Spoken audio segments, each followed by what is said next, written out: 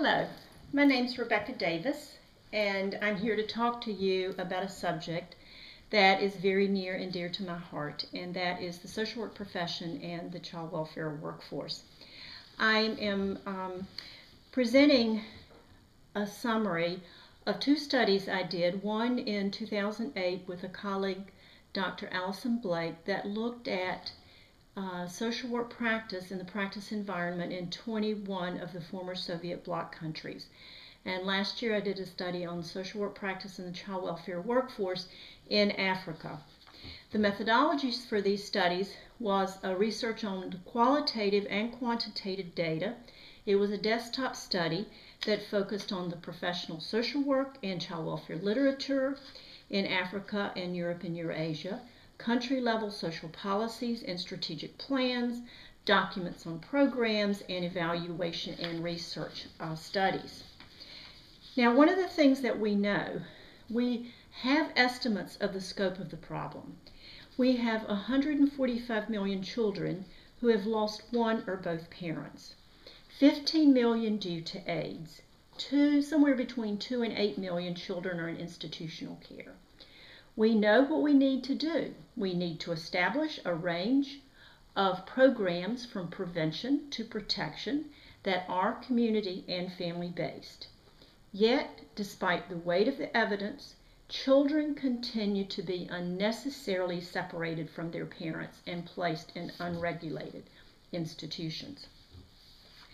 Now, when looking at the child welfare workforce, it was defined as all levels and types of people that work in public and non-governmental sectors on behalf of vulnerable children. And this includes the professionals and paraprofessionals. So major themes was that, number one, that the child welfare workforce and those necessary skills, they are emerging as the strategic interface between the policy frameworks, service provision, and outcomes for highly vulnerable children. Social workers in the child welfare workforce have low status, high caseloads, and many have disempowering working conditions with very limited resources. There's limited quantitative data that exists, which provides a baseline of the existing child welfare workforce and projected need, which is necessary for strategic decision making. The overall observations is that social work in Africa is recognized as a profession with a rich history built on a community ideology that has been lost, resulting in an underdeveloped profession with limited indigenous knowledge and what some call a crisis of confidence. In Europe and Eurasia, in the 21 countries of former Soviet Bloc, social work has been established as an occupation in a relatively short period of time. Now, from the findings, I've organized it around 4 pillars. One is the policy and legal framework, which looks at the mandates for social work, accountability, and regulations of practice. Pillar 2 looks at the structure of services and the environment in which social workers practice, inclusive of who employs social workers, the qualifications, the job functions, salaries, etc.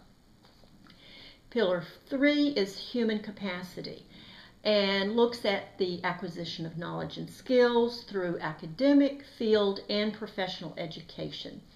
And it also looks at supervision and management related to professional accountability. Pillar 4 is performance outcomes and measures. And this focuses on indicators related to client outcomes, any research on cost benefit, professional status for social workers and child welfare workforce. Under Pillar 1, the legal and policy framework, in the former Soviet bloc, the laws that define social work practice are part of social protection and social assistance legislation, except for Romania, which does have its own legislation for social workers. Most assume licensure legitimizes a profession rather than sees it as a mechanism for public protection. In Africa, governments have expressed both written and verbal commitments to serve highly vulnerable children with limited investments being made. There have been new ministries created with overlapping responsibilities with social welfare ministries, and the primary investments have been in social protection schemes. As far as social protection schemes, there are positive outcomes. There's been a reduction in rates of hunger in some places, increased school attendance, and increased access to health care. But benefits tend to be low and access is uneven, sometimes excluding up to 80% or more of the population in selected areas. Social protection schemes also burdens the capacity of the already weak social welfare sector and sometimes crowds out the provision of other social services such as your psychosocial services. Now, looking at the findings at the Child Welfare and Program Services level, Pillar 2, most social workers are employed in public social services, administering social assistance.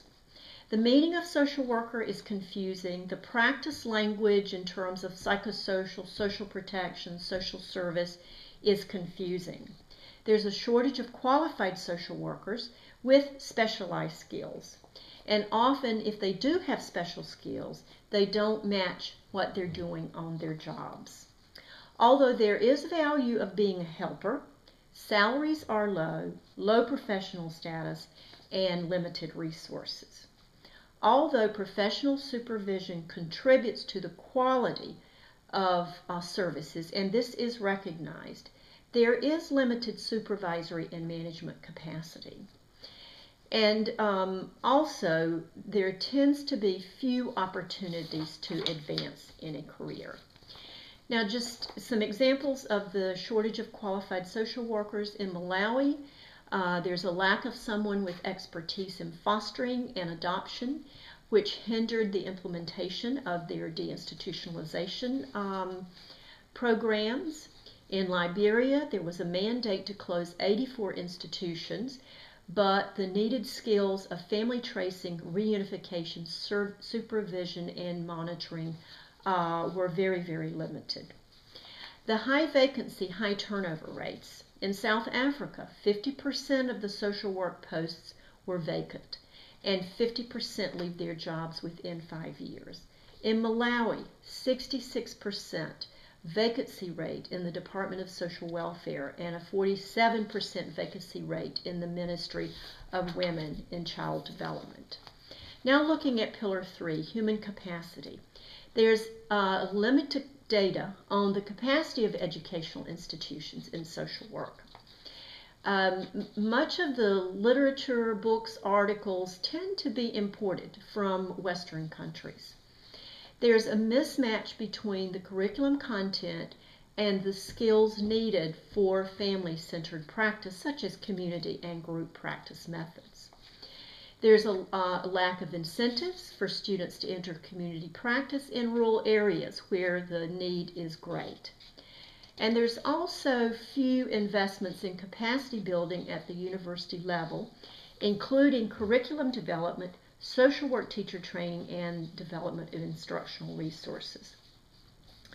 Now, in the former Soviet bloc, there has been a large emphasis on education and training, but it's field education that has not been well established with the supervisory oversight that is needed. And also, the professional associations, although they exist, they've not been well established as the voice of the profession. Findings at the outcomes and performance measurement level. The link between standards and service quality is very well understood, but it's the ability to actually provide the supervision which is the problem.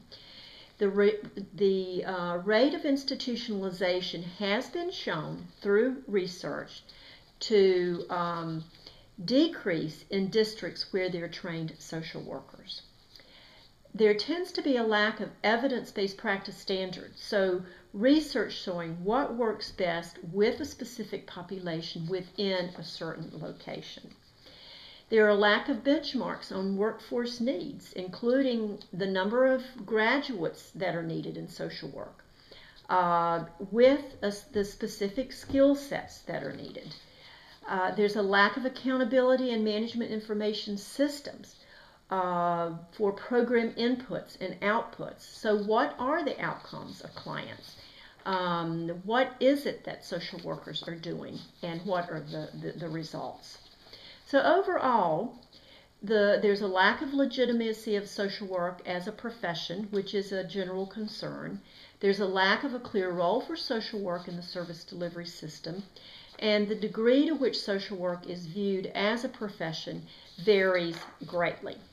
So let's look at the opportunities. Opportunities for workforce development. There's been some gap analyses which provide some data. In South Africa, the Children's Act has been translated into a service delivery model. Thus, then it has been further analyzed into what are the workforce needs to implement this. In Lesotho, the Health and Social Welfare Labor Market Study provided information that was used to develop a human resource development strategy, and that also included social work. There's a project in Africa, the Capacity Project, which is a university child welfare system partnership, and it links capacity needs with the National Plan of Action for Orphans and Vulnerable Children. It also establishes human resource databases and monitoring systems. So in Namibia, they costed out the National Plan of Action for Orphans and Vulnerable Children based on the practice standards they had. In Malawi, they established a baseline to build the frontline workforce. And in Tanzania, they costed out the implementation of the National Plan of Action, utilizing paraprofessionals at the village level. So these are tremendous opportunities. Likewise, in Georgia, there was a study that was done that used evidence-based assessment for social work practice. And this study looked at job descriptions and functions, perceptions, and practice theories. So opportunities for legitimizing the social work profession. Number one, we need to establish a voice for the profession through association building for practitioners, educators, and social work institutions. We need to link with national, regional, and local advocacy groups to strengthen the voice of the most vulnerable families and children, our clients. They also need to have a voice. Also, we need to invest in social work education through mechanisms such as the U.S.-Africa Higher Education Initiative. So the way forward, we need data-driven strategic planning that links workforce capacity with child outcomes. And then this can lead to legitimacy and accountability of the child welfare sector. We need to establish our service delivery models and practice standards, but then the implementation needs to be costed out. And we link this with social work education, system strengthening, through formalized and funded university, public child welfare partnerships, and a stronger voice for our clients. Thank you very much.